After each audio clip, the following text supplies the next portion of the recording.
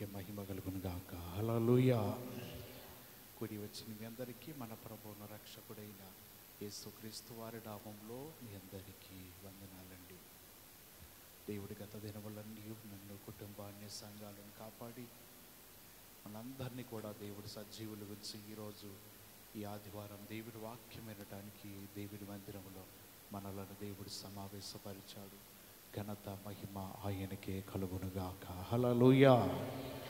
దేవుని వాక్యంలోకి వెళదాం. ప్రతి ఒక్కరూ బైబిల్ గ్రంథాలు తెరిచినట్లయితే లేవియాకాండము 10వ అధ్యాయం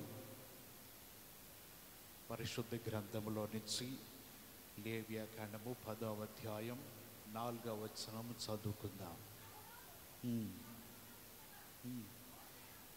చాలండి. మనం చదివిన మాటలో ఒక మాట కనబడుతుంది. అహరోను ఎలాగున్నాడంట? మౌనముగా నుండగా. ఈరోజు మనం ధ్యానించబోయే మాట ఏంటిదంటే మౌనము. ఏంటి చెప్పండి? మీరు మౌనంగా ఉండద్దు, కానీ వాక్యాన్ని చూద్దామా. మీరు మౌనంగా ఉంటే మళ్ళీ అంతా సప్పసప్పగా ఉంటుంది. దేవుడి మాట ద్వారా మీతో మాట్లాడునుగాక.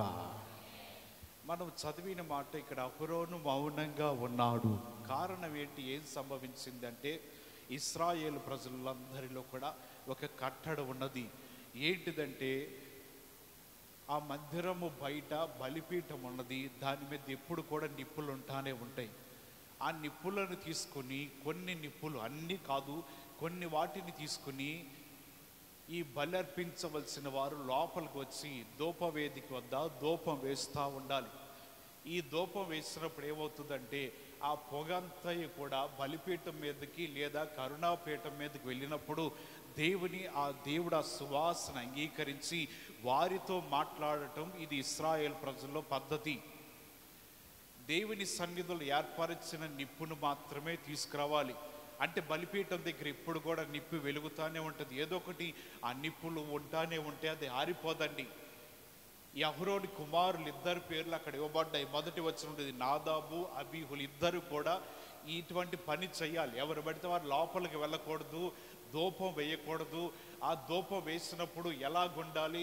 వారికి ఇవ్వబడిన ప్రత్యేకమైన వస్త్రాలు ఉంటాయి, వాటిని ధరించుకుని లోపలికి వెళ్ళాలి. వారు లోపలికి వెళుతున్నప్పుడు తల మీద పెట్టుకోవాల్సిన పాగా ఉంటుంది, అది కూడా ధరించుకోవాలి. ఇలాగ ధరించుకుని లోపలికి వెళ్ళి ధూపం వేస్తే దేవుడు అప్పుడు వారితో మాట్లాడతాడు. అందుకను ఈ పద్ధతి ఇశ్రాయేలు ప్రజలు ఆచరించాలి. అటువంటి సమయంలో ఈ నాదాబు, అబీహు ఇద్దరు కూడా ఒక వ్యతిరేకమైన పని చేశారండి. ఏంటిది వ్యతిరేకమైన పని అంటే ఆ బలిపీఠం దగ్గర నిప్పులుండగా వీరేం చేశారంటే ఇంటి నుంచో లేకపోతే ప్రతిష్ఠించబడని ఒక నిప్పును వారి ధూపార్తుల మీద వేసుకుని తీసుకుని వస్తున్నారు. వాటిని తీసుకుని వస్తూ ఉండగా అది దేవునికి నచ్చలేదు. ఎందుకంటే బలిపీఠం దగ్గర ఉన్న నిప్పులను మాత్రమే వారు తీసుకుని లోపలికి మందిరంలో ప్రవేశించాలి, కానీ వేరొక నిప్పును తీసుకుని రాకూడదు. వీరిలాగా చేస్తూ ఉండగా దేవుని సన్నిధిలో ఆ ధూపవేదిక వద్ద నుంచి నిప్పు వెళ్ళి వారిద్దరిని కూడా కాల్చివేసిందంట. వారిద్దరు చనిపోయినప్పుడు అహరోను ఒక తండ్రిగా ఉన్నాడు కదా, ఇద్దరు కొడుకులు చనిపోతే అతడు ఏం పాటిస్తున్నాడంట? మౌనంగా ఉండిపోయాడంట. ఈ ధూపార్తులు ఏంటిది, ఎక్కడి నుంచి తీసుకురావాలో ఒక మాటను మనం చదువుదాం. అదే లేవియాకాండం 16వ అధ్యాయము 12వ వచనం చదివితే ఎక్కడి నుంచి తీసుకురావాలో అక్కడ రాయబడుతుంది. 16వ అధ్యాయము 12వ వచనం. యెహోవా సన్నిధినున్న ధూపపీఠం మీద నుండి ధూపార్తుడి నిప్పులను తమ పిడికలతో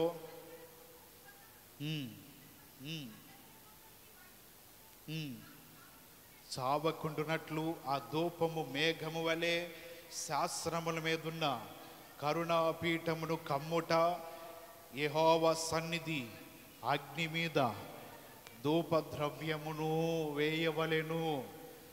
ఈ ధూపద్రవ్యములు ఉన్న నిప్పులు ఎక్కడ పడితే అక్కడ తీసుకురాకూడదండి. ధూపవేదిక వద్ద నిప్పులు ఉంటాయి కొన్ని, వాటిని మాత్రమే వారు వినియోగించుకోవాలి. వీరేంటిదంటే వ్యతిరేకత కలిగి అహంకారంతోనో గర్వముతోనో ఈ పని చేశారు. దేవుడు అంటున్నాడు కదా, వారు ఆ పని చేయటానికి కారణము వారు చేసినందువలన దేవునికి మహిమను కూడా వారు కోల్పోయారు. 3వ వచనం ఉన్నది, అప్పుడు మోషే అహరోనుతో ఇట్లా అంటున్నాడు, ఇది యెహోవా చెప్పిన మాట, నా యొద్ద నుండి వారి యందు నన్ను పరిశుద్ధపరుచుకొందును, ప్రజలందరి ఎదుట నన్ను మహిమపరుచుకొందును. ఈ రెండు చేయకోకుండా వారు అటువంటి వ్యతిరేకమైన పని చేశారు. అక్కడ ధూపం వేస్తున్నప్పుడు దేవుడు ఏం చేయబడతాడంట? మహిమపరచబడతాడు. రెండవది పరిశుద్ధపరచబడతాడు. ఈ రెండు చేయనీకోకుండా వారు ఏం చేస్తారంటే వేరొక నిప్పుని తీసుకుని వచ్చారు. దేవుని మందిరంలో ఉండవలసిన నిప్పుతో మాత్రమే వారు ఆ ధూపం వేస్తూ ఉండాలి. అది వేస్తున్నప్పుడు ఆ పొగంతై కూడా వస్తూ ఉంటుంది. ఈ ధూపం వేసేవారు మాంసమునో రక్తమునో తీసుకురావటం కాదు, కానీ కొన్ని పరిమళ ద్రవ్యములు ఉంటాయి, వాటిని తీసుకుని వచ్చి దాని మీద నిప్పుల మీద పోసినప్పుడు అది సువాసన పొగలాగా వస్తుంది. వచ్చినప్పుడు ఏమవుతుందంటే మనం ఇంత 16వ అధ్యాయంలో చదివినట్లుగా ఆ మందస్సాన్ని అలాగే కరుణాపీఠం అంటే దేవుని మీదకి అటువంటి ఈ ధూపం వెళుతూ ఉంటుంది. ఈ క్రొత్త నిబంధన కాలం వచ్చేసరికి ధూపం అనగా మన ప్రార్థన దేవుని యొద్దకు వెళ్ళాలి. ప్రార్థన చేయవలసిన పద్ధతులు విధానాలు కొన్ని ఉంటాయండి. దేవుని వాక్యంలో ఉన్నది, వ్యర్థంగా ఆయన నామం ఏం చేయకూడదంట. వీళ్ళు చేసిన పని అదే. ధూపం వేయటం అంటే అదొక పద్ధతో బలర్పించడం కాదు. దేవుడు వీరి ధూపాన్ని అంగీకరించాలి, రెండవది మాట్లాడాలి. ఇది పాత నిబంధన గ్రంథం కాబట్టి అలాగా. క్రొత్త నిబంధన గ్రంథం అయితే మనం దేవుని యొద్దకు రావాలి, ప్రార్థన చేస్తే ఆయన తిరిగి మనతో మాట్లాడతాడు. ఈ పాత నిబంధనలు ఉన్న సిద్ధాంతంని కాకోకుండా వీరు జ్ఞానమును ఉపయోగించి, వీరు తెలివిని ఉపయోగించి దేవుడు ఏం చేస్తాడులే, మాకు తెలిసిన దాని ప్రకారం మేము చేసుకుంటూ వెళతాం, దేవుడు మాకు ఇటువంటి దేవుని మందిరంలో పరిచర్య చేసే కృపనిచ్చాడు, ఆయన మందిరంలో ధూపం వేసే కృపనిచ్చాడు, దేవుడు మాకు కాక ఇంకెవరికి కూడా ఇవ్వలేదు అన్న అహంకారంతోనో గర్వముతోనో వారికి నియమించిన పద్ధతి మర్చిపోయి ఆ ధూప వేదిక మీద ఉన్న నిప్పులు కాకోకుండా మరొక నిప్పులు పట్టుకుని గబగబ లోపలికి వస్తూ ఉండగా వారి మందిరంలో రాకముందలే ఈ అగ్ని బయటికి వెళ్ళిపోయి లోపల నుంచి ఈ అగ్ని వెళ్ళి వారిని దహించవేగా వారిద్దరు కూడా చనిపోయారంట. ఆ తర్వాత అక్కడున్న ఉజ్జియేలు కుమారులు ఇద్దరు పిలిచి వారిద్దరి శవములను బయటికి వీడ్చుకుని వెళ్ళిపోండి, వారి ప్రతిష్ఠించిన వస్త్రాలు వారి మీద ఉన్నాయి, వారు ప్రతిష్ఠించబడినట్లుగా వారి జీవితాలు అక్కడి నుంచి ఈడ్చుకుంటూ వెళ్ళిపోయారు. కారణం ఏంటిదంటే ధూప వేదిక అనగా దేవుని సన్నిధిలో ఉండి మనం చేస్తున్న ప్రార్థన ఆయన అంగీకరించాలి. ప్రార్థన చేసేదానికి కొన్ని విధానాలు పద్ధతులు ఉంటాయి. కన్నీరు కార్చవచ్చు, కొంతమంది వారి సమస్యలు బట్టి దుఃఖపడవచ్చు, మోకాళ్ళ ప్రార్థన చేయవచ్చు, ఇలాగ రకరకాల ప్రార్థన విధానాలు ఉంటాయి.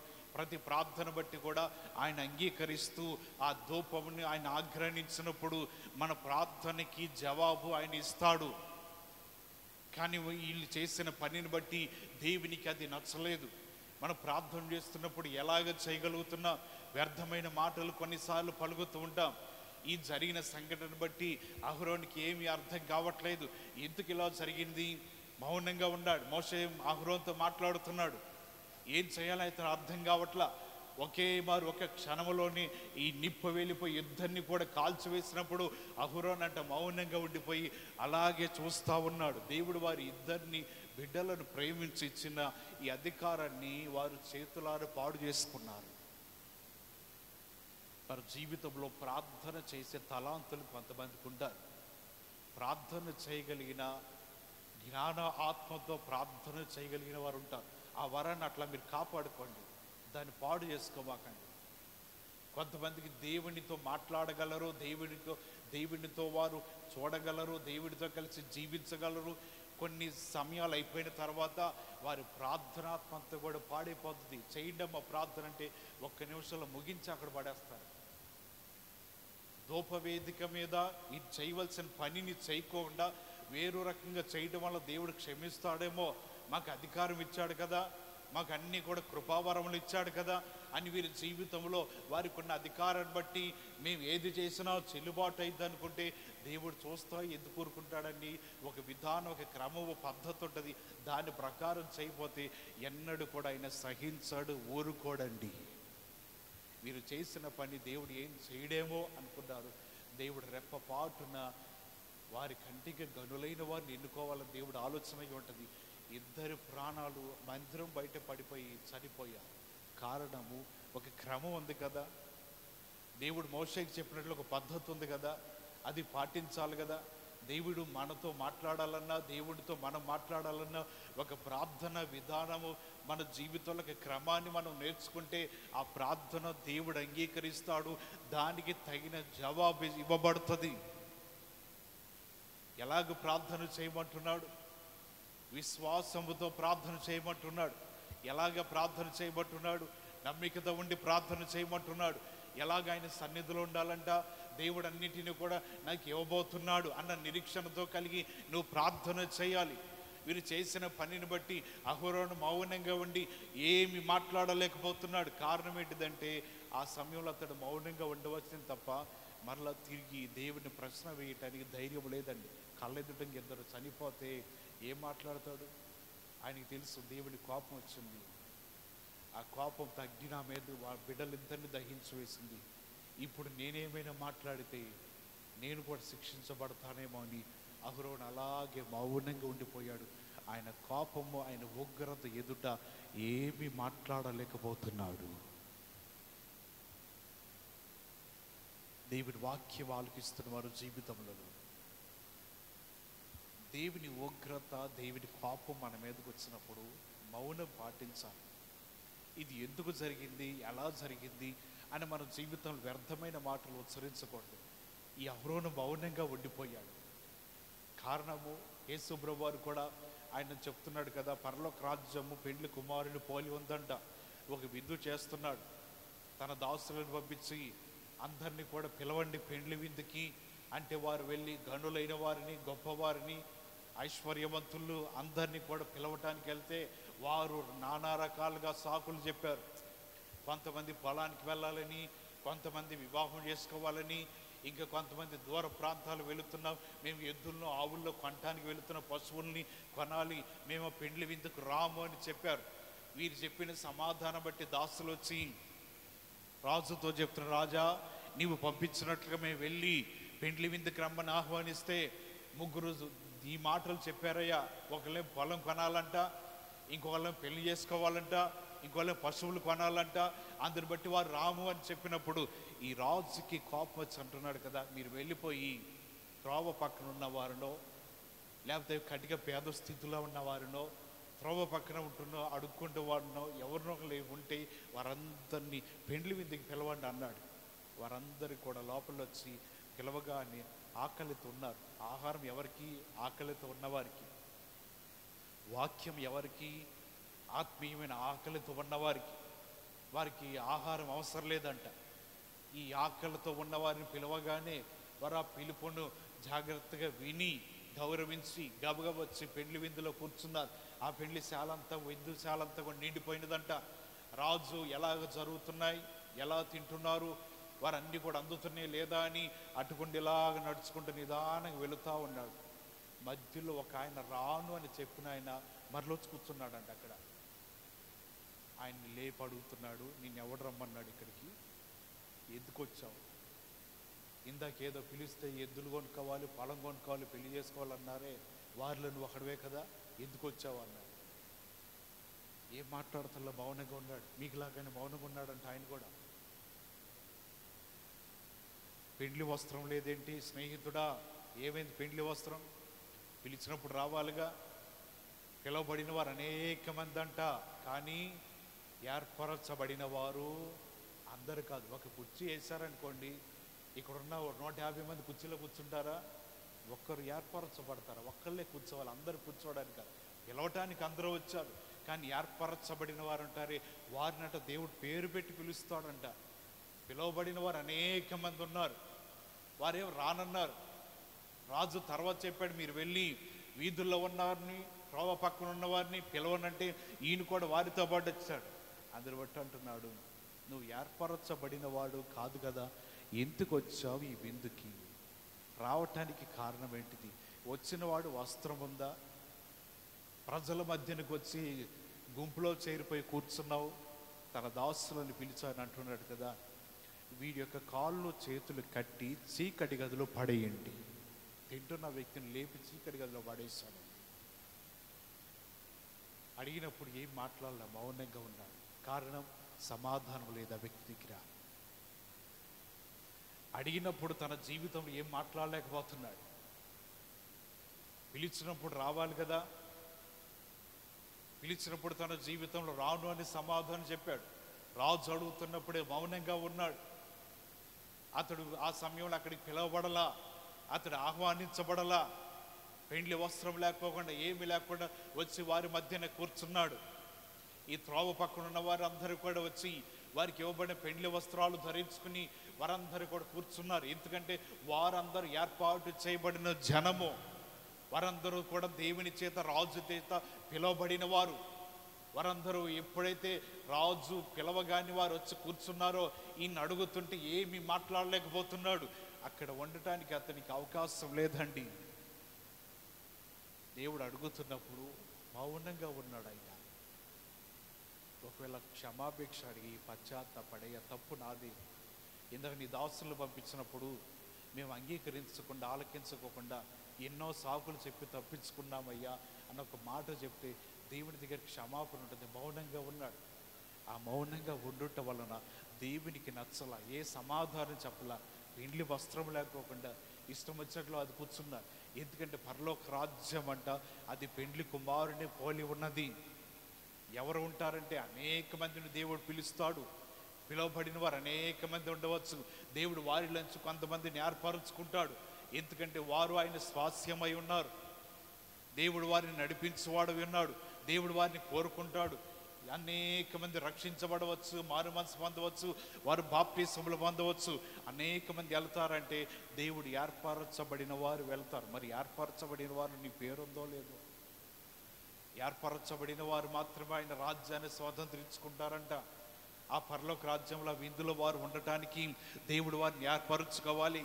మేము అన్నీ కూడా కలిగి ఉన్నామండి, అన్నీ పొందుకున్నాం, ఏది కూడా క్రమము తప్పట్లేదంటే నువ్వు ఏర్పరచబడిన వారి స్థానంలో ఉన్నావా, పిలువబడిన వారి స్థానంలో ఉన్నావా అని దేవుడు మాట్లాడినప్పుడు మన దగ్గర సమాధానం లేదనుకోండి, ఈ దాసుని కాళ్ళు చేతులు కట్టి చీకటి గదిలో పడవేసినట్లు దేవుడు అంటున్నాడు కదా, మిమ్మల్ని పాతాళంలో త్రోసివేదుడు అంటున్నాడు.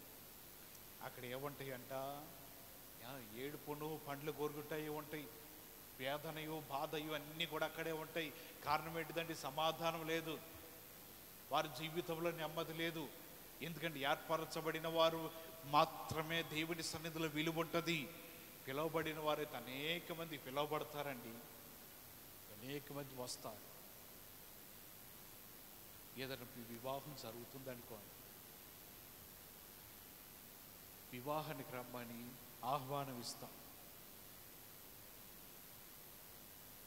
కొంతమంది పిలవకపోయినా వెళతారు. వారు ఏం చేస్తారంటే, మనం కూడా వెళ్ళి ఒకసారి కనపడొచ్చి భోజనం చేసి వద్దామని పిలువబడిన వారితో పాటు వీళ్ళు కూడా వెనకాల పడి వచ్చేస్తారు. అక్కడికి వచ్చిన తర్వాత ఏర్పరచబడిన వారినో లేకపోతే పిలువబడిన వారిని పలకరిస్తావు, కానీ వెనకాల తోకలాగి అంటేసుకొచ్చిన వారిని నువ్వు పలకరించవుగా. ఊరిని ఎవరమ్మాయి అంటావు, పలానా వాళ్ళు మా ఇంటి పక్కన అంటే ఇక అంతే. వారితో కలిసిపోయి మెలిసిపోయి రాసుకొని పూసుకోవుగా. ఎందుకు? నువ్వు పిలవలా, నువ్వు వారికి ఆహ్వానం ఇవ్వలా. ఏదో వారి వెంట తోడుగా ఒకళ్ళు పోతున్నారని వచ్చారు, నువ్వు ఎవరికి విలువిస్తావు? వచ్చిన వాళ్ళందరినీ పలకరిస్తావంటే నువ్వు ఎవరికైతే వివాహ ఆహ్వానం ఇచ్చావో వారినే పలకరించి వారితో మాట్లాడి వారిని స్టేజ్ దాకా తీసుకెళ్ళి ఒక తోపు తోసి వెళ్ళి ఫోటో దిగని చెప్పి వాళ్ళు దిగిన తర్వాత తిన్నావా లేదా అని జాగ్రత్తగా అడుగుతాం. ఎవరు పడితే వాళ్ళు వచ్చేసి లోపల కూర్చొని అంత గలిబిలు కొట్టి వారిని పలకరిస్తావా? ఏంటి వీళ్ళు వచ్చారేంటి, ఈయన పిలవలేదే అంటే పైకి పెద్ద పెద్దగా అంటామని కాదు, లోపల లోపల అనుకుంటాం, ఈయన పిలవలేదే, ఈయన ఎవరు పిలిచాడు, వచ్చాడు లోపలికి, ఎందుకు వచ్చాడు అని లోపల లోపల లోపల లోపల కొరుక్కుంటాం. ఈయన కూడా అదే చేశాడండి. దేవుడు పేరు పెట్టి త్రోవ పక్కన ఉన్న వారిని పిలవండి అంటే లోపలికి వచ్చి కూర్చున్నారు. నిన్ను ఎవరు పిలిచారయ్యా అంటే మౌనంగా ఉన్నా. అక్కడ పెండ్లి విందు కూడా అలాగే ఉంటుంది. ఏర్పరచబడిన వారి గుంపులో ఉన్నామా, పిలవబడిన వారి గుంపులో ఉన్నామా, దేనిలో ఉన్నామా, మన జీవితాలు జాగ్రత్తగా గమనించాలి. ఏ గుంపులో మన జీవితాలు నడుస్తున్నామో, ఏర్పరచబడిన వారి గుంపులో ఉంటే దేవుడు నిన్ను పేరు పెట్టి పిలిచి తన సన్నిధిలో ఆయన ఒక ప్రత్యేకమైన స్థానమును నీకు అనుగ్రహిస్తాడు. హల్లెలూయా. బైబిల్ గ్రంథంలో ఇంకా అనేక మాటలు కనబడుతున్నాయి. అపోస్తుల కార్యంలో ఫిలిప్పు గురించి అక్కడ ఒక మాట ఉన్నది. 8వ అధ్యాయము, అపోస్తుల కార్యములు 8వ అధ్యాయము 32వ వచనాన్ని మనం చదువుదాం.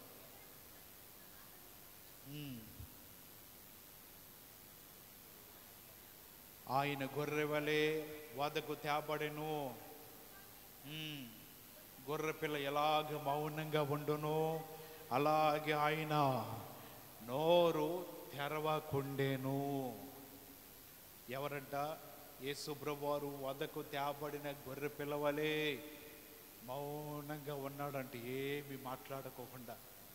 ఇక వారి జీవితాలకి ఆయన్ని చిత్రహింసలు పెట్టి, బాధ పెట్టి, అవమానపరిచి, దూషించి, హింసించి, అనేక విధముల చెడ్డ మాటలన్నీ కూడా పలుకుతూ ఉంటుంటే యేసు ప్రభువారు అంటే మౌనంగా ఉన్నాడు అని మాటలన్నీ కూడా ఎక్కడ రాయబడి ఉన్నాయంటే యెషయా గ్రంథంలో ఈ మాటలు రాయబడి ఉన్నాయి. ఈ మాటను అక్కడ ఐతోపీయుడు చదువుతున్నాడు. యెషయా గ్రంథాన్ని తెరచి దానిలో ఉన్న మాటను గుర్తు చేసుకుంటున్నాడు. యెషయా గ్రంథం 53వ అధ్యాయం 7వ వచనంలో ఉన్న మాట చదువుతుంటే ఆయనకు అర్థం కావట్లా. ఆయన వద్దకు తేబడిన గొర్రె పిల్లల వల్లే రావటం ఏంటి, ఆయన వధించబడటం ఏంటి, ఆయన మౌనంగా ఉండిపోవటం ఏంటి అని మాటలన్నీ కూడా అర్థం కాని స్థితిలో ఉంటుంటే దేవుడు అంటున్నాడు ఫిలిప్తో మాట్లాడి, నువ్వు ఐతోపీయుడి దగ్గరికి వెళ్ళు. ఆయన వెళ్ళిపోయి అంటున్నాడు, ఏం చదువుతున్నావు, ఏంటిదై నీ చేతిలో ఉంది? యెషయా గ్రంథం చదువుతున్నా. ఏ మాటలు చదువుతున్నావు? ఆయన అంటే వదకు తేబడిన గొర్రె పిల్లవాళ్ళు మౌనంగా ఉన్నాడంటే ఎవరైనా మౌనంగా ఉన్నది అని మాటలు అడిగితే ఈ అన్నిటి విషయమే అర్థాలు చెప్తున్నాడు ఫిలిప్పు. ఆయనే యేసు ప్రభువారని స్వార్థ మొత్తం కూడా ఆయనకి తెలియపరిచాడంట. హల్లెలూయా. ఎప్పుడైతే ఈ మాటలు విన్నాడో తను అంటున్నాడు, నేను నీటిలో బాప్టిజం పొందటానికి రక్షించబడాలి, నేను నీటిలో మారుమనసు పొందాలి. ఎప్పుడైతే మారుమనసు పొందుతామో అప్పుడే జీవితం మార్చబడుతుందంట. మౌనంగా ఉండాలంట. ఎక్కడ? దేవుని కోపం వచ్చినప్పుడు, ఏదైనా మన మీదకి శ్రమలు శోధనలు వస్తున్నాయని తెలిసినప్పుడు మౌనంగా ఉంటే అప్పుడే దేవుని దగ్గర మనకు సమాధానం దొరుకుతుందండి. ఏదైనా ఇంట్లో తగాదాలు అయినప్పుడు, ఇద్దరి మధ్యన తగాదైనప్పుడు ఎవరో ఒకళ్ళు ఏం చేయాలి? లేకపోతే ఏమవుతుంది? అది మూడో ప్రపంచ యుద్ధం అయిపోద్ది. కొట్టుకోవటమే.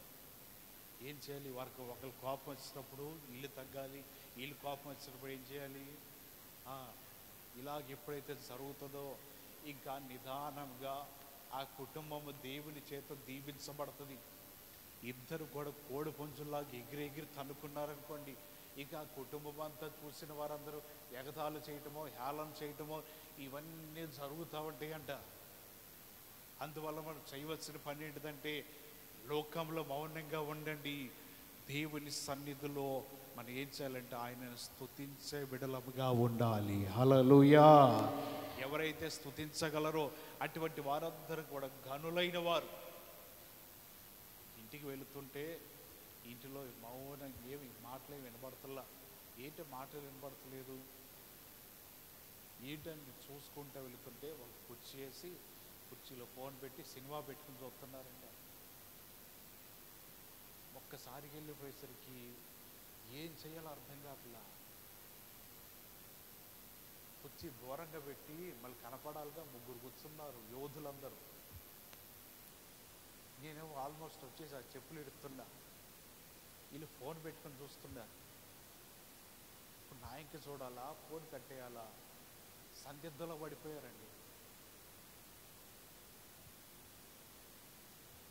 ఒక గంతులోనే ఫోన్ దగ్గరికి వెళ్ళిపోయి గబగబా ఫోన్ తీసి కట్టేసేసి, ఏంటమ్మా లీనమైపోయారనుకుంటా మొత్తం అంటే, ఏమి లేదండి.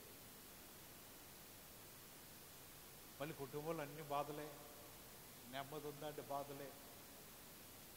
పెళ్ళిళ్ళు చేశారు కానీ వారి జీవితంలో కుమార్తెలు పట్టబడుతూనే ఉన్నారు, వేదన కలుగుతూనే ఉన్నారు.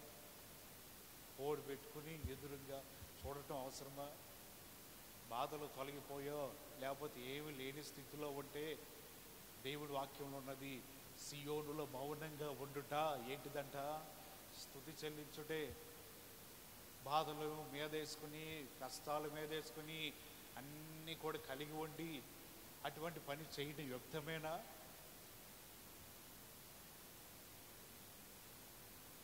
ఇక మందిరానికి వస్తే కన్నీటి సాక్ష్యాలేక మోగేది, ఇంటికి వెళ్తేనేమో ఫోన్లే మోగుతూ ఉంటాయి. తెలియని వారు, అయ్యో బాబు ఇన్ని బాధలు, ఇన్ని కష్టాలు, ఇన్ని వేదనలు అంటే వాళ్ళ ఇంటి దగ్గర ఏం చేస్తున్నారో. దేవుని మాటలు వింటున్నాం మనము.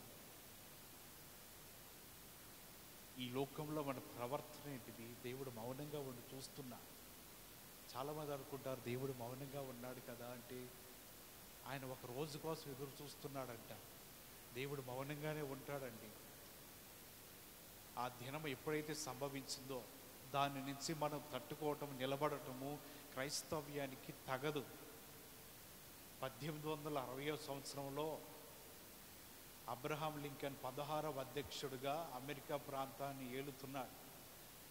ఒకరోజు పారిశ్రామికవేత్తలందరితో సమావేశం పెట్టి ఈయన అధ్యక్షుడు గుండి వారితో మాట్లాడుతుంటే, వారిలో సీనియర్లు అయిన వారు, ఐశ్వర్యవంతులు, ఈయనకంటే అనుభవశాలులు, అబ్రహాం లింకన్ యొక్క తండ్రి కాలంలో ఉన్నవారు కూడా అక్కడే ఉన్నారంట. ఈయన మాట్లాడటం ప్రారంభిస్తుంటే ఒక ఆయన లేచి, ఐశ్వర్యవంతుడు, ఆయన అంటున్నాడు, అయ్యా నీ తండ్రి కాలం నుంచి నేను ఉన్నవాడిని, నీ తండ్రి ఎవరో నాకు తెలుసు. మీ తండ్రి గారు ఇంతవరకు పాత చెప్పులో బూట్లో కుడతా ఉండేవాళ్ళు, ఇదిగో నా కాలు కొన్నది కూడా ఆయన కుట్టాడని పైకి లేపి చూపించాడంట అమెరికా అధ్యక్షుడు కండి. ఇక్కడున్న వారు చాలామంది చెప్పులు ఆయన కుట్టినయే, ఈరోజు నువ్వు మాతో మాట్లాడుతున్నావా అని అన్నాడంట ఆయన. ఆయన నిదానంగా అధ్యక్షుడు కదా, షాక్లో ఉండి తేరుకొని అంటున్నాడు, అప్పుడెప్పుడో మా నాన్నగారు కుట్టిన చెప్పులు ఇప్పుడు వేసుకున్నారంటే ఆయన పనిలో ఎంత నమ్మకత్వం ఉంది.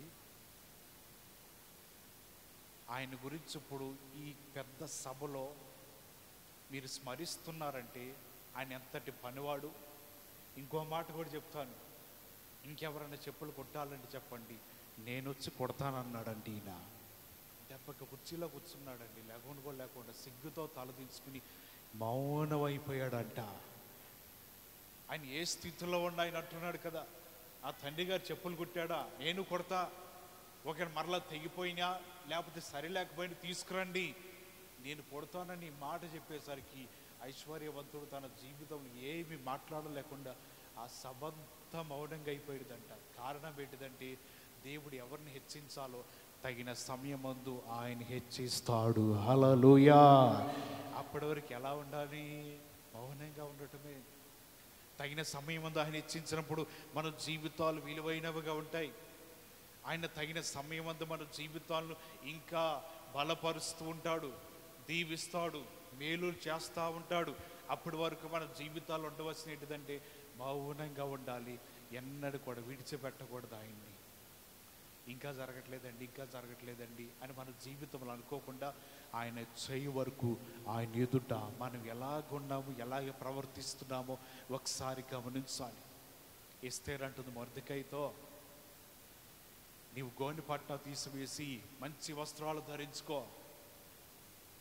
ఎస్తేర్ అప్పటికి లోపలికి ఉండిపోయి రాజుక కోటలో ఉండిపోయింది, రాజుకి ఇంటిలో ఉంటుంది.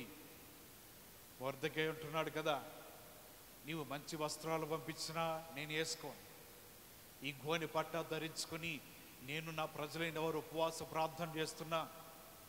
ఎందుకంటే ఆ యూదులైన వారందరూ కూడా నశించిపోవాలన్న శాసనం వచ్చింది. ఈ శాసనం ఎప్పుడైతే ప్రజల మధ్యన ఉన్నదో మొర్దెకై మరలా అంటున్నాడు, నీ ఒకవేళ మౌనంగా ఉంటే, నువ్వేమి మాట్లాడలేకపోతే మేము నశించిపోతామని నువ్వు అనుకుంటున్నావేమో, లేకపోతే నీ జీవితం రాజు దగ్గర ఉన్నాను కదా నాకు క్షేమంగా ఉంటుంది అనుకుంటున్నావేమో. నీ తండ్రి ఇంటి వారు నశించిపోతారు. ఇది మౌనంగా ఉండవలసిన సమయం కాదు, రాజు ఎదుటికి వెళ్ళి మాట్లాడాలి. ఆమె అంటుంది, రాజు పిలవకుండా లోపలికి వెళ్ళటం అది పద్ధతి కాదు. అలా వెళితే ప్రాణాలు కూడా పోతాయట. రాజు ఆజ్ఞాపించుకోకుండా, తన దగ్గరున్న కర్రను చూపించుకోకుండా, ఏ రాణి కూడా లోపలికి వెళ్ళి రాజుకి ఏమీ చెప్పకూడదు. ఈ బయట ఉన్న మొర్దెకై అంటున్నాడు, నువ్వు రాజు దగ్గరికి వెళ్ళు, ఇది మౌనంగా ఉండే సమయం కాదు. ఏమి మాట్లాడుకోకుండా నీ జీవితం జీవించే రోజులు కావు. నువ్వు రాజు ఎదుటికి వెళ్ళిపోవాల్సింది అంటుంటే, ఎస్తేరు ఆ మాటను బట్టి గ్రహించి, ఆమె మాట్లాడుతున్న మాట విలువైనదండి. ఒకసారి చదువుదామా? ఎస్తేరు గ్రంథము 4వ అధ్యాయము, ఎస్తేరు గ్రంథం 4వ అధ్యాయము 14వ వచనం. నీవు ఈ సమయం అందు ఏమి మాట్లాడక మౌనంగా నున్న ఎడలా యోధుల సహాయము విడుదలయు మరి యొక్క దిక్కు నుండి వచ్చును, కానీ నీవును నీ తండ్రి ఇంటి వారును నశించుదురు. అందుని బట్టి ఆమె అంటుంది కదా, 16వ వచనం చివరిలో ఉన్నది, ప్రవేశించుట న్యాయ వ్యతిరేకమను, నేను రాజుని యొద్దకు ప్రవేశించుదును, నేను నశించదను. ఎస్తేరుకు ధైర్యం వచ్చింది, రాజు ఎదుటికి ప్రవేశించకూడదు, అయినా సరే నేను ప్రవేశిస్తాను, నేను నశించిపోయినా నశించిపోతా. మొర్దెకై మాట్లాడాడు, ఇది మౌనంగా ఉండే సమయం కాదు. నువ్వు రాజుతో మనవి చేసుకో, మన ప్రజలు, మన కుటుంబ వారు, మన వారందరూ నశించిపోతున్నారు. ఎస్తేరేమో లోపల ఉన్నది, రాజు పిలవకోకుండా ఎలాగెళ్తామయ్యా? ఈ విధంగా మనకు అర్థం అవ్వాలంటే, ఏ అనుమతి లేకోకుండా ఒక ప్రధానమంత్రి నరేంద్ర మోడీ దగ్గర నువ్వు వెళ్ళిప్పుడు ఆ చుట్టుపక్కల కొన్ని కిలోమీటర్ల వరకు కూడా లోపలికి అటువైపు చూడటానికి కూడా పోనీరు.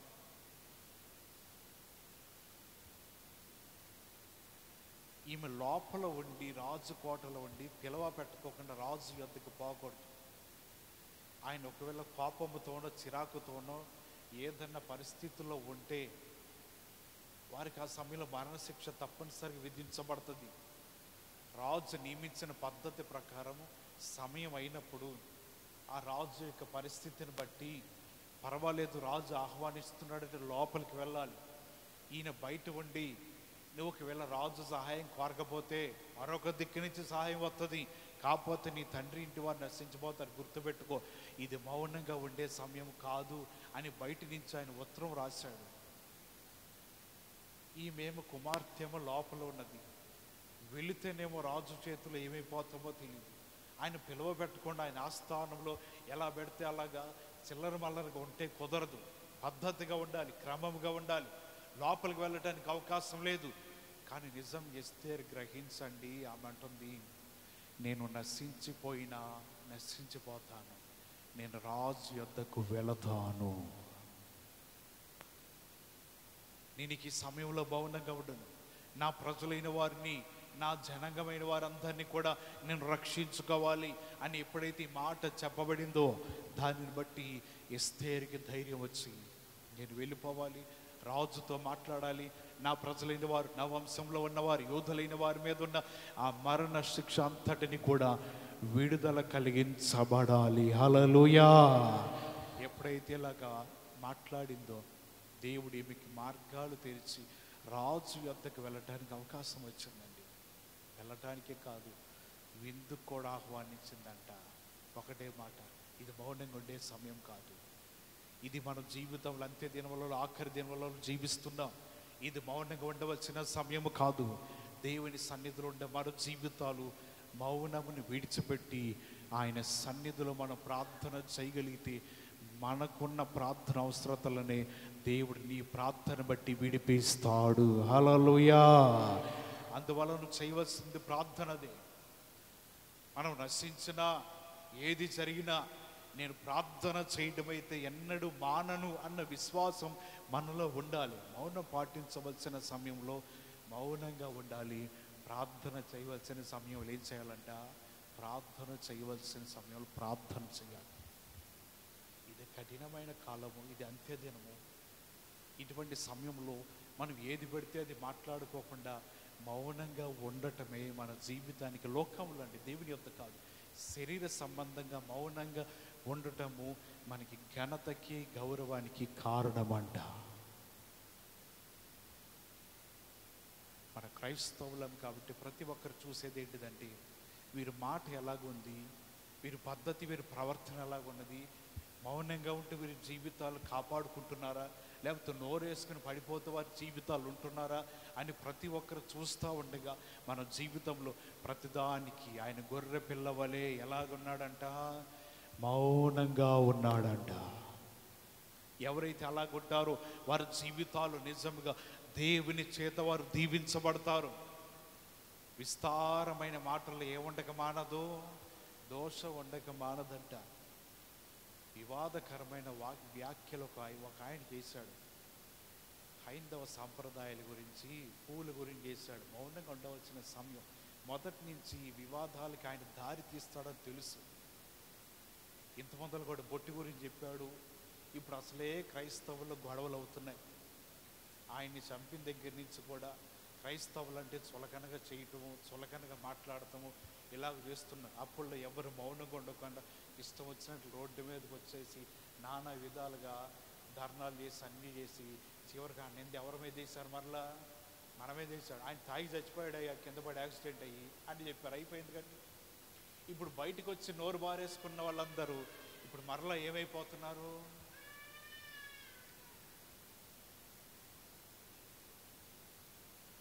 ఏమి మాట్లాడలేక నిశ్శబ్దం ఉన్నారు. ఆయన చనిపోయినప్పుడు కుటుంబ సభ్యులు ఒక్కసారి బయటకు వచ్చి ఒక స్టేట్మెంట్ ఇవ్వాల్సింది. ఏమండి, ఆ ప్రవీణ్ గారు తాగి ఆయన కాదు, మంచి గుణ లక్షణాలు ఉన్న వాళ్ళని ఒక మాట చెప్తే బాగుంది. రోడ్డు మీదకి వచ్చిన వాళ్ళందరూ ఏమైపోయారంటే ఇప్పుడు ఫూల్స్ అయిపోయారండి. ఏమి మాట్లాడలేకపోతున్నారు. కుటుంబ సభ్యులు మౌనంగా ఉన్నారు. ఇక అందరూ ఏం చేశారు? నిదానంగా ఎటోళ్ళటు సదురుకుని మౌనంగా ఉన్నారు. ఈయన మధ్యలో వచ్చి వారి సాంప్రదాయం తిట్టాడు. నీ దేవుడి గురించి నువ్వు గొప్ప చెప్పుకో, ఎవరు కాదంటారు? నీ దేవుని మహిమ గురించి వివరించు. ఈ భూలోకంలో ఉన్న వారందరి గురించి ఆయన వివరించి ఒక పలకగూడని మాటలు పలికేశాడండి. గొడవలు బయట నుంచి రావు, ఎక్కడి నుంచి వస్తున్నాయి? మనమే ఈ గొడవలన్నీ కూడా రేపుకుంటున్నామండి. మన క్రైస్తవ్యాన్ని మనమే పాడు చేసుకుంటున్నాం. మన క్రైస్తవ్యం మన మీదే మనం నిందలు వేసుకుంటున్నాం. మన క్రైస్తవ్యాన్ని మనమే అవమానపరుచుకుంటున్నాం. బైబిల్ గ్రంథంలో ఉన్న మాటలన్నీ చదివి వివరించి వారికి చెప్పినా నీ జీవితకాలం సరిపోదు. అవి ప్రక్కన పెట్టేసేసి లేనిపోయిన సాంప్రదాయాలు, లేనిపోయిన కట్టడాలన్నీ కూడా బయటికి తీసుకుని వచ్చి ఈ విధంగా చేస్తూ క్రైస్తవ్యం మీద అనేక నిందలు వేసే విధంగా అనేక మంది చేస్తున్నారు. మౌనంగా ఉండవలసిన చోట మౌనంగా ఉంటే అది ఘనతకు, కీర్తికి కారణం అండి. ఏది పడితే అది మైకి దొరికింది కదా అని మాట్లాడుతుంటే ఆ మాటలు ఈ లోకానికి కొన్నిసార్లు వివాదాస్పదంగా ఉంటాయి. ఇది అసలే అంతే దినములు. క్రైస్తవ్యం అంటే గిట్టని సమయంలో మనం ఏం చేయాలంటే జాగ్రత్తగా పాము వలె ఏం కలిగి ఉండాలంట? వివేచన. దానికి చెవులు లేకపోయినా అలికిడి తగలగానే అక్కడ ఉండదు, పారిపోతుంది. వివేచన కలిగి జీవించాలి కదా. ఏది పడితే అది మాట్లాడి ఈ విధంగా చేయటం వలన ఇంకెక్కడన్నా సరే బయటికి వెళ్ళినా ఏదైనా మాట్లాడినా సరే ఎలాగ చూస్తారంటే మనల్ని ఒక పిచ్చోళ్ళని చూసినట్టు చూస్తారు. మొన్నే కాదు మా మీద వ్యతిరేకమైన వ్యాఖ్యలు చేసి ఇప్పుడు వచ్చారే అన్నట్లుగా ఉంటుందండి. మౌనంగా ఉండవలసిన చోట మౌనంగా ఉండాలిగా. దేవుని వాక్యాన్ని ప్రకటించవలసిన చోట వాక్యాన్ని ప్రకటించాలి కదా.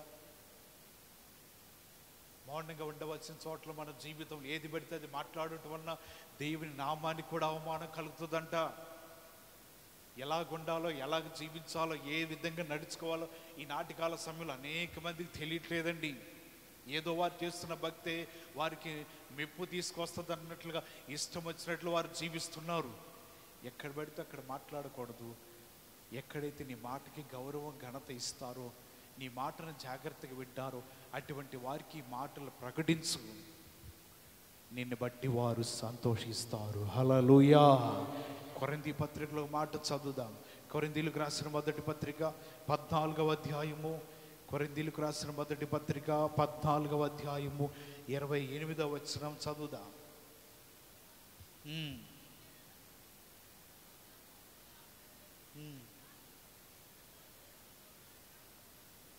ఇక్కడ రాయబడుతున్న మాట కొరింథీలకు రాసిన మొదటి పత్రిక 14వ అధ్యాయము 28వ వచనాన్ని చదివా. ఎవరైనా భాషలు మాట్లాడుతున్నప్పుడంట అర్థము చెప్పువాడు లేని ఎడల అతడు సంఘములు ఎలాగుండాలి? మౌనంగా ఉండవాలను, కానీ తనతోనూ దేవునితోనూ మాట్లాడుకోవచ్చు. తెలియకుండా ఏది పెడితే అది మాట్లాడకూడదంట. మళ్ళీ సంఘముల గురించి చెప్తున్నాడు. భాషలు ఉన్నాయి, ఆత్మలు ఉన్నాయి, వివేచన ఉంది, ప్రవచనాలు ఉన్నాయి, భాషలకు అర్థాలు ఉన్నాయి. ఇద్దరు ముగ్గురు కూర్చుని భాషలు మాట్లాడుకోండి. వాటి అర్థాలన్నీ కూడా ఇవన్నీ కూడా మీరు చెప్పండి. ఒకవేళ అర్థాలు తెలియని ఎడల వారు ఏం చేయాలంట? సంఘములో మౌనంగా ఉండాలి. కారణము చివరి వచనం చెప్తున్నాడు 31వ వచనంలో, అందరూ నేర్చుకున్నట్లు, అందరూ హెచ్చరిక పొందినట్లు మీరందరూ ఒకని తర్వాత ఒకడు ప్రవచించవచ్చు, మరియు ప్రవక్తలాత్మ ప్రవక్తల స్వాధీనములు ఉన్నది. అలాగే పరిశుద్ధ సంఘములన్నిటిలో దేవుడు సమాధానముకి కర్త గాని అల్లరికి కర్త కాదు. దేవుని మాటలు వింటున్న మనము ఇక్కడ రాయబడుతుంది, ఏదన్నా తెలియకపోతే మౌనంగా ఉండండి, కానీ సమాధానాన్ని చెడగొట్టవద్దు. మన దేవుడు సమాధాన కర్త, కానీ అల్లరులకు కర్త కాదంట. అనేక మంది సంఘములో ఇష్టం వచ్చినట్లుగా వారు చేయటము, అల్లర్లు చేయటము, గోల చేయటము, ఇష్టం వచ్చినట్లుగా ప్రవచించడము, వారికి నచ్చినట్లుగా భాషలు మాట్లాడటము, ఏది పడితే అది చేయటము, ఇవన్నీ కూడా అల్లర్లు చేస్తూ ఇలాగా అనేక సంఘాల్లో కనబడుతున్నాయి. మన దేవుడు అల్లర్లకి కర్త కాదండి, సమాధానానికి మాత్రమే కర్త అంట. ఏమి తెలియకపోతే మౌనంగా ఉండటం మంచిదే, కానీ ఏది పడితే అది మాట్లాడకూడదు. ఎందుకంటే ఆ పని దైవిక సంబంధమైనది. భాషలు మాట్లాడతామంటే అది దేవదూతల భాషలు మాట్లాడేది, దేవదూతలు మాట్లాడే భాషలవి. అక్కడ మాట్లాడుతున్నప్పుడు వాటి అర్థాలు, వాటి వివరణ తెలియనప్పుడు మౌనంగా ఉండి దేవుడితో నువ్వు మాట్లాడుకో. దేవుడు నీతో మాట్లాడుతూ ఉంటాడు. అంతేగాని వాటి నిమిత్తమే అల్లర్లు చేయకూడదని రాయబడుతున్నది ఇక్కడ మాట. మన జీవితంలో కూడా అదే చేయాలి. ఎక్కడైనా ఆత్మ సంబంధంగా ఏదైనా మనకు తెలిసిన ఎడల అది మాట్లాడాలి. లేకపోతే ఎలాగుండాలంట? మౌనంగా ఉండాలి. బాప్టిజం పొందినప్పుడు చెప్తూ ఉంటా, నీ తోటి వారి గురించో లేకపోతే నీ పొరుగు వారి గురించో ఏ నిందలు వేయకూడదు. ఏమీ తెలియకపోతే ఎలాగ ఉండాలంట? మౌనంగా ఉండండి. ఎప్పుడైతే మౌనంగా ఉంటావో ఏమవుతుంది? ఇప్పుడు తిట్టేవాడు తిడతా ఉంటాడు, ఎదుటివాడు ఎలాగ ఉండాలి? మౌనంగా ఉండాలి. మౌనంగా ఉంటే ఎవరు చెడ్డోళ్ళు అవుతారు? పడ్డవాళ్ళు చెడ్డోళ్ళు అవుతారు, తిట్టినోళ్ళు అవుతారా? పడ్డోడు ఎట్లా చెడ్డోడు కాదంట కదా. మరి తిట్టినోళ్ళు చెడ్డోళ్ళు అయినప్పుడు నీ నాలుక, నీ నోరు ఎలాగుండాలి? మౌనంగా ఉండాలి. నీ స్వాధీనంలో ఉంచుకోవాలి.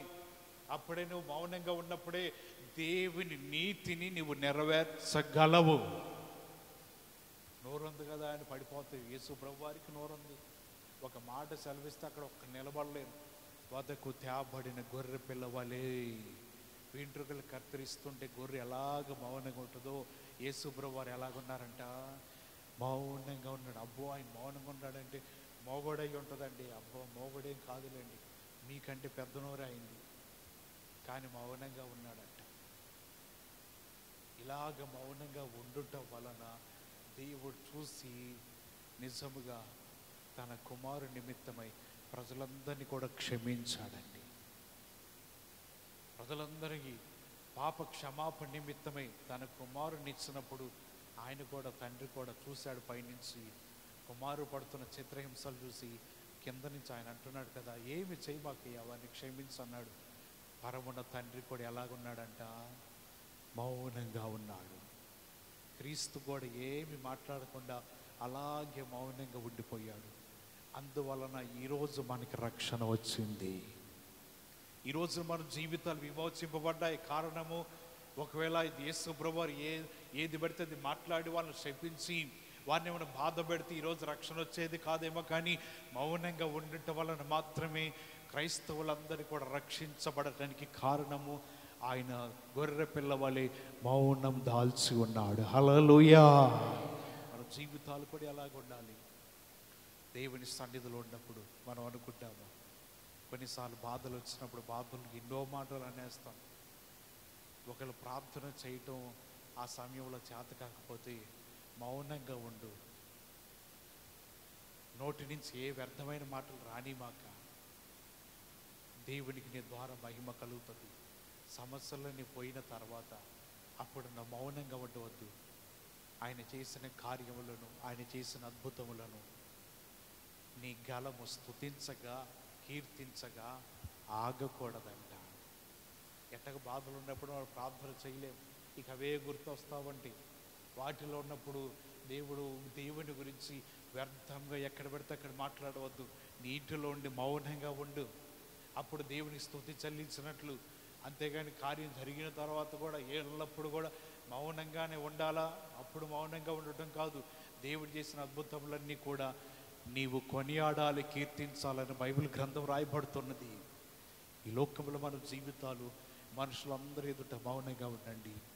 దేవుని సన్నిధిలో మౌనమును విడిచిపెట్టి ఎస్తేరు వలె ఏది జరిగినా, ఏది సంభవించినా నేను ప్రార్థన చేస్తానని తన వారందరినీ కూడా పోగు చేసుకుని ఎన్ని దినాలు ఉపవాసం ఉందంట? 3 దినములు ఉపవాసం ఉండి ప్రార్థన చేయగా దేవుడు అట్టి కీడును తొలగించాడు. మౌనంగా ఉండవలసిన సమయంలో ఉండండి, ప్రార్థన చేయవలసిన సమయంలో ప్రార్థన చేయండి. దేవుడు నీ జీవితాల్లో సమాధానం తగిన సమయం అందు ఆయన ఇవ్వటానికి ఇష్టపడుతున్నాడు. అందరూ మోకరించండి, ప్రార్థన చేసుకుందాం.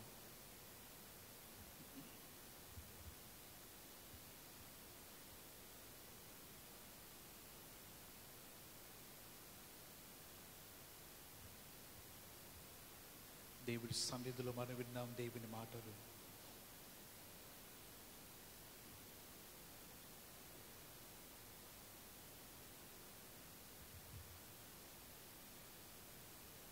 మనం ఎలాగుండాలి ఈ లోకంలో? భక్తిహీనులు ఎదుట, దేవుని ఎరగని వారి ఎదుట,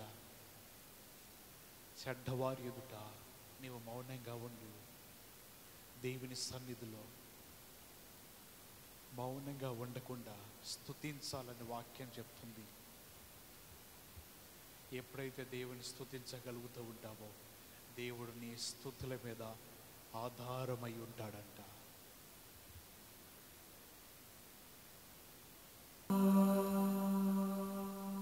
ఫిలిప్ చెప్తున్నాడు కదా, వద్దకు తేబడిన గొర్రె పిల్ల మౌనంగా ఉన్నది ఎవరో కాదు, ఆయన క్రీస్తు అయి ఉన్నాడు. ఆయన మౌనంగా ఉండటం వలన ఈరోజు మనం రక్షించబడ్డాం. ఆయన మౌనంగా ఉండటం వలన మన పాపములన్నీ కడగబడ్డాయి. ఆయన మౌనంగా ఉండటం వలన పరలోకమును చేరుకునే ద్వారము తెరవబడినది. ఆయన మౌనంగా ఉండటం వలన మన జీవితాలు రేపటి దినమున ఆయన వచ్చినప్పుడు సజీవులమై మనం లేవబోతున్నాం. ఈ మాటలన్నీ కూడా అతను చెప్తా ఉండంటే విని తన మనసు మార్చుకొని తను అంటున్నాడు కదా, ఇప్పుడు నేనైతే మౌనంగా ఉండను, ఆయన నామంలో నేను రక్షణ పొందుతా, ఆయన నామంలో నేను బాప్తిసం పొందుతా అని తన జీవితం గురించి రక్షించబడటానికి సిద్ధముగా ఉన్నాడంట. మన జీవితాలు ఎలా ఉన్నాయి? లోకంలో మౌనంగా ఉండవలసిన ప్రాంతంలో, ప్రదేశంలో మౌనంగా ఉండలేకపోతున్నావా? వ్యర్థంగా నోటి మాటలు వదిలేస్తున్నావా?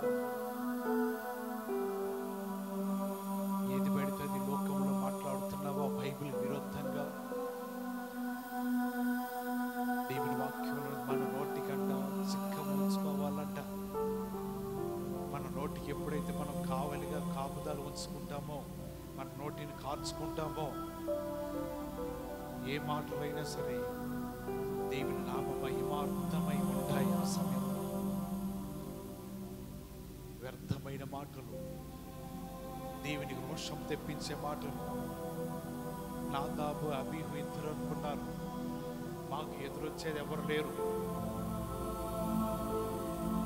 మేము చేస్తున్న పనే మంచిది, మాకు బుద్ధి చెప్పువారు ఎవరు లేరు అనుకున్నారు. దేవుని సన్నిధిలో అగ్ని వచ్చారు, ఇద్దరిని కూడా కాల్చివేసిందంట. నీవు అనుకోవచ్చు, మా నోటికి ఎవరైనా భయపడవలసిందండి, మేము మౌనంగా ఉన్నాము. నీ నోటికి ఎదురు నిలబడగలిగిన శక్తి సైన్యములకు అధిపతి అని యెహోవాకున్నది. జకర్యా విశ్వాసం అంటున్నాడు, ఏదైనా నేను బిడ్డనివ్వబోతున్నా, అతడు పుట్టడం లోకమంతా సంతోషిస్తుంది అనుకున్నాడు, అయినా నమ్మట్లేదు. అతడు వచ్చుట వలన అనేక మంది దేవుని వైపు త్రిప్పుతాడు అని చెబుతున్న జకర్యా బిడ్డల, జకర్యా ఇది ఎలా సాధ్యం అంటున్నావు, ఇది ఎలా జరుగునంటున్నావు? నీ నోరు మూయబడుతుంది. యోహాను పుట్టి మళ్ళా దేవాలయం తీసుకువచ్చి వరకు కూడా అతని నోరు తెరవబడలేదంటండి. మగవాడైపోయి సైకిల్ చేస్తున్నాడు. దేవుడు చెప్పింది వినాలి కదా, ఇది సాధ్యమే అంటున్నాడు దేవుడు. నీకు బిడ్డనివ్వబోతున్నాను, నీవు ధైర్యంగా ఉండు. దేవుడు మాట్లాడుతున్నా సరే ఇది ఎలా జరుగుతుంది, ఇది అవుతుందా అపనమ్మకంతో మాట వస్తుంది. దేవుడు పాపం రాదు. దేవుడు తన నోటికి అడ్డంగా నిలబడి అప్పటి నుంచి ఆయన మాట్లాడలేకపోతున్నాడు. దేవుని మందిరంలో ఉండిపోయాడు మౌనంగా, ఏమి చెప్పలేకపోతున్నాడు. ఎప్పుడైతే తన బిడ్డను తీసుకుని వచ్చారో దేవాలయానికి, ఆ బిడ్డను చేతిలోకి తీసుకున్న తర్వాతే జకర్యా నోరు తెరిచి మాట్లాడుతున్నాడు. సంవత్సరం పాటు అతని నోరు మూయబడినదంట. ఏది పెడితే మాట్లాడమాక నీ నోటితో. నోరిచ్చిన వాడు ఆయనే, మగవారిని పుట్టించింది వాడు ఆయనే, నేత్రాలు ఇచ్చింది ఆయనే, గురుటి వారు చేసింది ఆయనే, కాళ్ళున్న వారిని జన్మనిచ్చింది ఆయనే, కుంటి వారిని పుట్టించింది ఆయనే. మంచి చెడు రెండు ఉన్నాయి. చెడుతో బ్రతుకుతున్నామేమో, నాకెవరు అడ్డు చెప్పరు అనుకుంటున్నామేమో. సైన్యాలు నడిపిస్తున్నవాడు యెహోవా. మౌనంగా ఉండవలసిన సాట మౌనంగా, ప్రార్థన చేయవలసిన సమయంలో ప్రార్థన చేయి, దేవుని వేడుకోవాల్సిన సమయంలో వేడుకొని విజ్ఞాపన చేయి. దేవుడి దగ్గర మౌనంగా ఉండి లోకంలో నీ నోరు పారవేసుకుంటున్నాడు. దేవుడు మాట్లాడుతున్నాడు. మన దేవుడు అల్లరికి కర్త కాదు, సమాధానానికి కర్త ఆయన. అల్లరి సృష్టించినప్పుడు దేవుడు ఉంటాడని అనుకోవద్దు. సమాధానం ఎక్కడైతే ఉంటుందో, ఐక్యత ఎక్కడైతే ఉంటుందో, దేవుడు అంటున్నాడు అది మంచిది, అది మనోహరం. అక్కడ మాత్రమే దేవుడు.